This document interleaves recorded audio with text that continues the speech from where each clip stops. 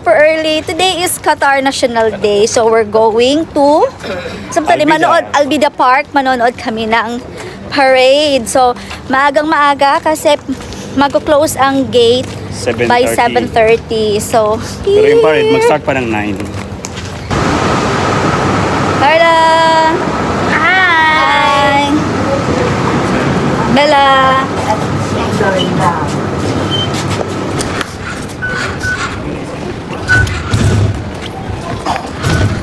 So ito na nga guys, sobrang aga kaming nagising at nag-prepare para makahabol bago masarado yung gate by 7:30.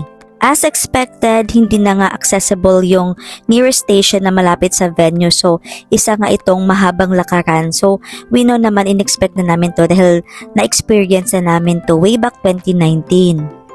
So, hindi naman namin naramdaman yung pagod kasi malamig yung hangin. Tapos, ang ganda ng view. And then, marami din kaming nakasabay. So, napakasaya ng experience na to. Kaya isa talaga ito sa inaabangan namin. And, kaya kami nag-absent na kasi kung magpapa-weekend pa kami ay hindi na namin to maaabutan ang masayang experience na to. So, hi guys! Ang layo ng nilakad namin. Nakapasok na kami sa gate and alam nyo ba na family lang ang makakapasok dito. Lahat ng mga single, hindi pwede. Look at the sky! And thank God, ang ganda ng weather. So, 2 days before, nakita namin na it's 99% raining. So, medyo natakot kami. But, persigido na kami. It's rain or shine. We are coming and we are going to watch the parade. So,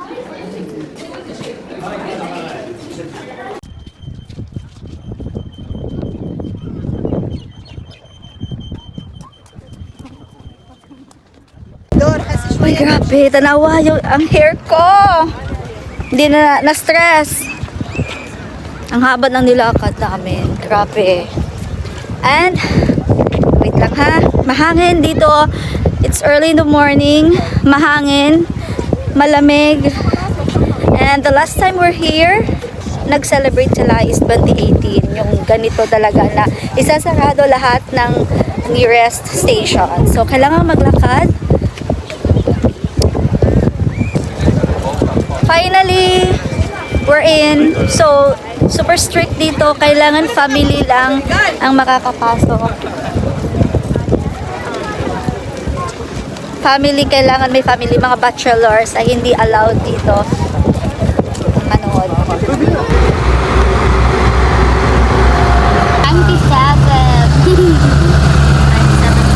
The parade is on the other side. Yes.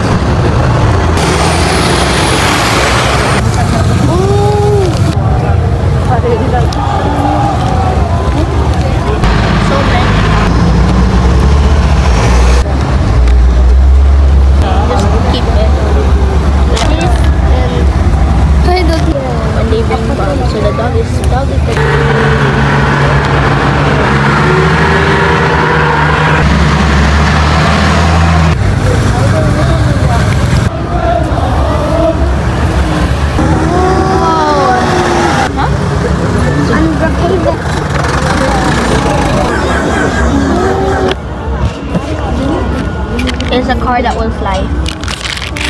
Ooh.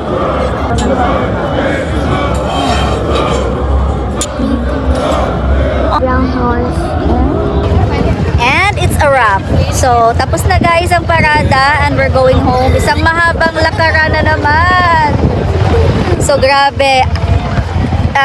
After 6 years, nag-parade ulit. Mga 3 Qatar National Day na walang ganap. So ngayon lang talaga nagbalik at nag-parade lahat ng kanilang mga tangkidigera, talaga mga pang-armed forces. And after sa mahabang lakaran ay dito na kami sa mall mag-lunch dahil pagod na kami at wala pa kaming balak umuwi dahil marami pang gagawin sana dito. Mag-aabang pa kami ng fireworks sa gabi. Ang maganda dito sa Qatar ay yung mall nila ay accessible talaga sa mga trains or metro. So easy lang and madali lang naman yung travel pa uwi kahit maraming tao. So yun na nga, sa iba't ibang tindahan kami bumili pero chicken pa rin ang in-order.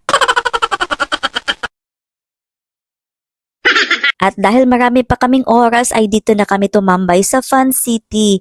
Dahil the other day bago mag Qatar National Day ay 2 reals lang daw ang bayad pag naglaro. Pero this time dahil weekend ay medyo mahal na siya. Parang 9 reals up na bawat game.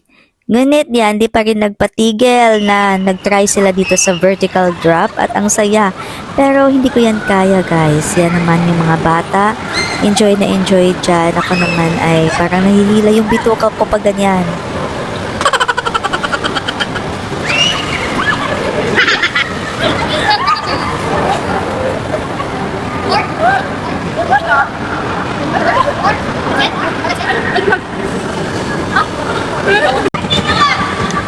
How was it? Wait. Be careful. Pametor. Thank you! Shock! How was it? How was it? Okay! How was it? It was so fun! That was actually really fun. Kung sila ay naglalaro ay dito muna ako sa Baskin Robbins bumili ng ice cream. Ewan ko ba, pag nandito ako, nakakabili ako ng Baskin Robbins. Pero sa Pinas, namamahalan ako. So ngayon, it's like 4 p.m. And sobrang lakas ng ulan dito kaya nasira yung plano namin na manood ng fireworks. So nagkatambay na lang kami dito sa mall. And maraming sale dito pero pagod na. So nag-snack na lang kami, nag-edit ng kaunti. So we don't know yung mga kasama namin nag-iikot-ikot pa kasi iba dito sa Qatar. Pag nag-sale talaga bonggang-bongga. So, canceled na lahat guys yung mga happenings tonight.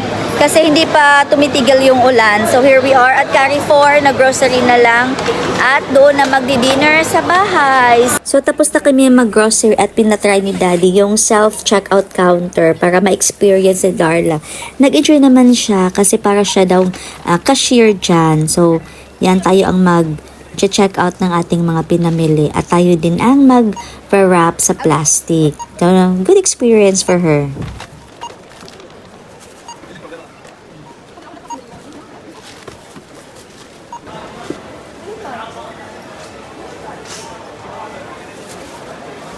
Going home. So, nag-metro lang kami.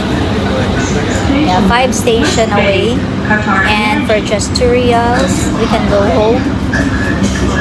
So, yeah, maganda talaga yung dito, transportation. Mura lang. So, we're going home. And, first time naming ma-experience, hindi pwedeng hindi ko ito ma-vlog. And, ma-record na first time, winter, and umuulan. So, for now, drizzle na lang. Pero, ang lamig sobra. Hindi kami nag-taxi na kasi sobrang near lang naman ng aming bahay.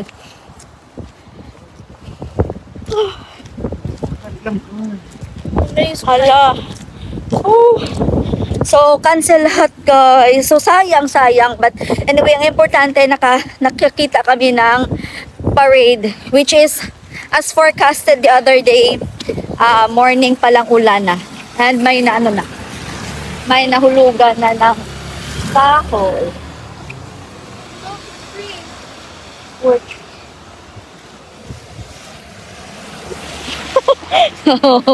So one of our core memory, umuulan, winter. So we're almost near and here we are with our Not good to grocery. park under the tree. Bye! Finally, this is the end of the vlog for today. Bye everyone! God bless!